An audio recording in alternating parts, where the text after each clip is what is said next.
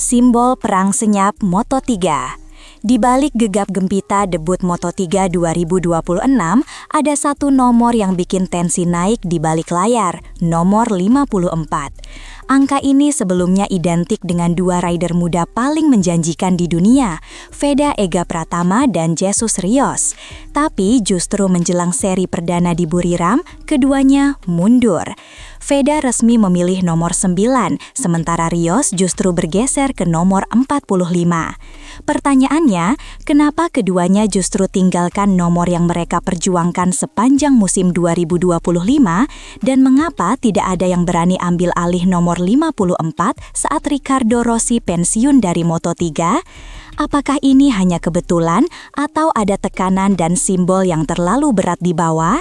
Satu hal pasti, ketika dua rider muda potensial sama-sama menarik diri dari nomor yang identik dengan warisan dan beban sejarah, maka ini bukan sekadar angka, ini simbol perang dingin dan mungkin juga simbol respek satu sama lain. Veda pilih nomor 9, sebuah pernyataan diam-diam.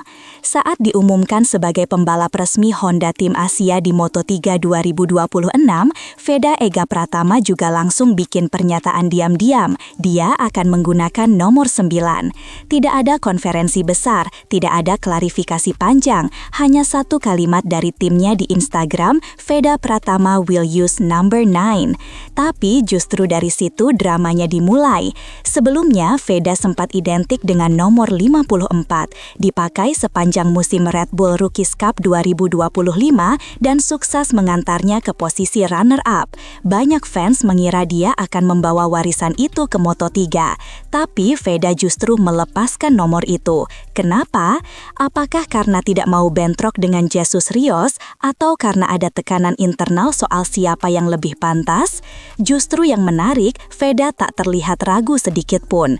Dalam tes resmi di Jerez, dia sudah tampil dengan nomor 9, dengan gaya khasnya, menunduk tajam, percaya diri tanpa basa-basi.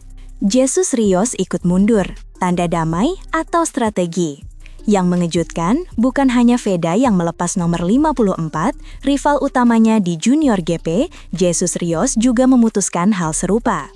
Rios akan tampil bersama Snipers Team musim 2026, tapi dengan nomor 45.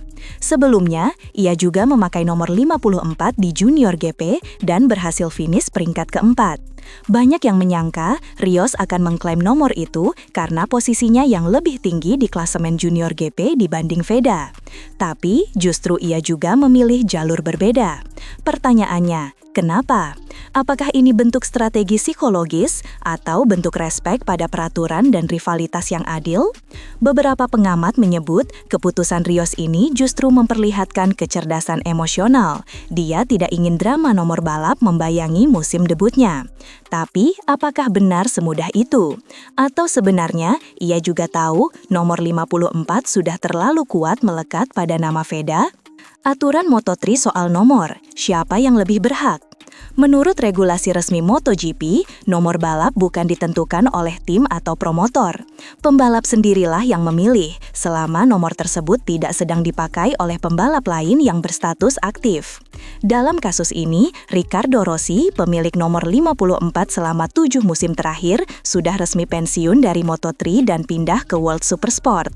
Maka, nomor 54 kembali kosong dan tersedia. Tapi, kalau dua pembalap memilih nomor yang sama, maka prioritas diberikan pada pembalap dengan klasemen lebih tinggi di musim sebelumnya.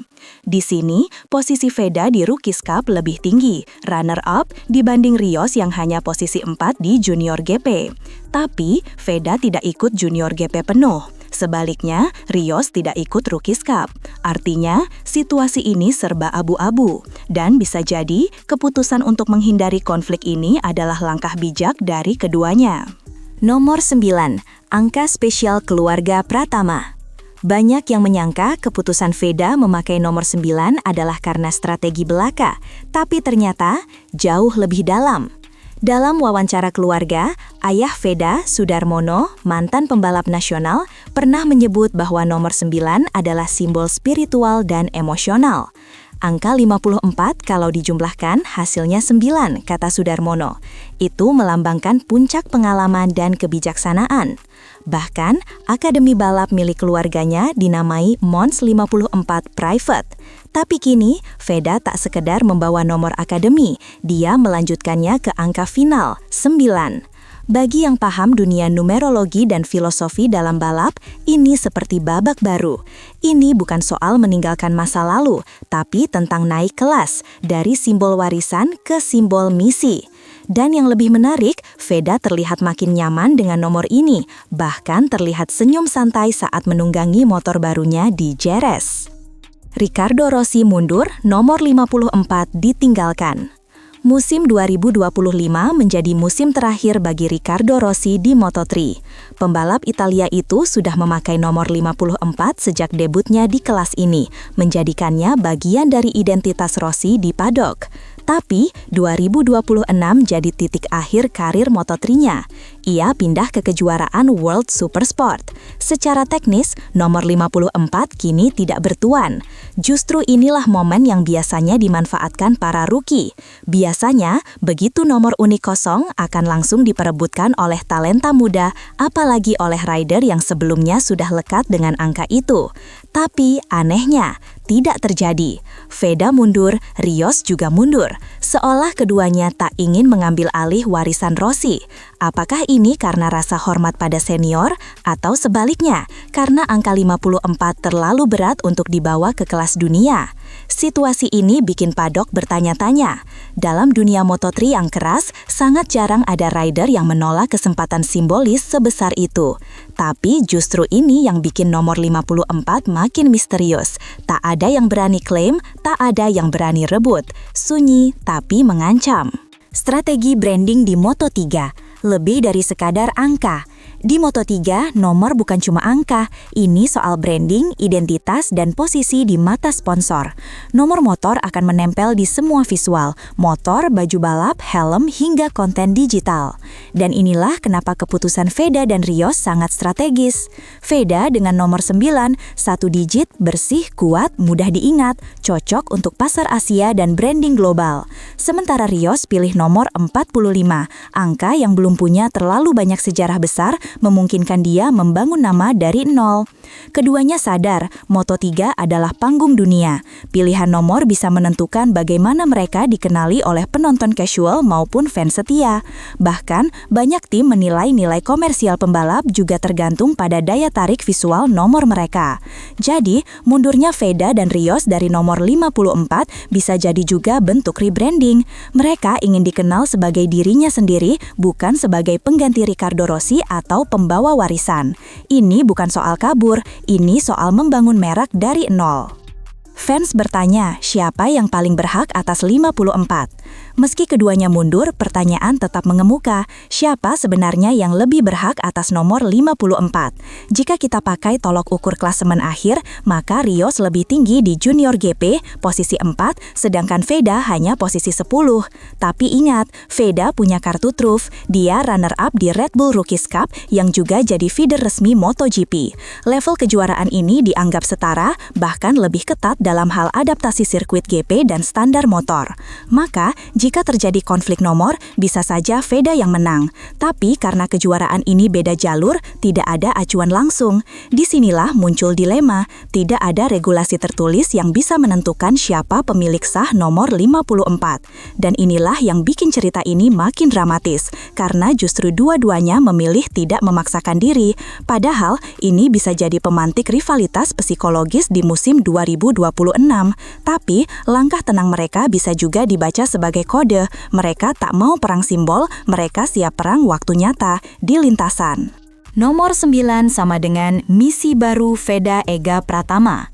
Dengan memilih nomor 9, Veda Ega Pratama seperti mengirim pesan.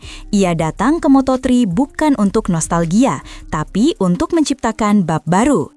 Di Red Bull Rookies Cup, nomor 54 memang memberinya identitas. Tapi di Moto3, nomor 9 adalah pernyataan misi. Mudah diingat, kuat secara visual, dan terhubung dengan filosofi keluarga. Veda seolah ingin menyampaikan bahwa ini bukan soal siapa yang lebih dulu atau siapa yang lebih tinggi. Ini soal siapa yang lebih tahan uji. Dan kalau kita lihat ekspresi Veda saat tes Jerez, tenang, fokus, dan percaya diri di atas motor, jelas bahwa dia tidak peduli siapa yang pakai nomor berapa. Dia tidak main perang simbol, dia main perang waktu.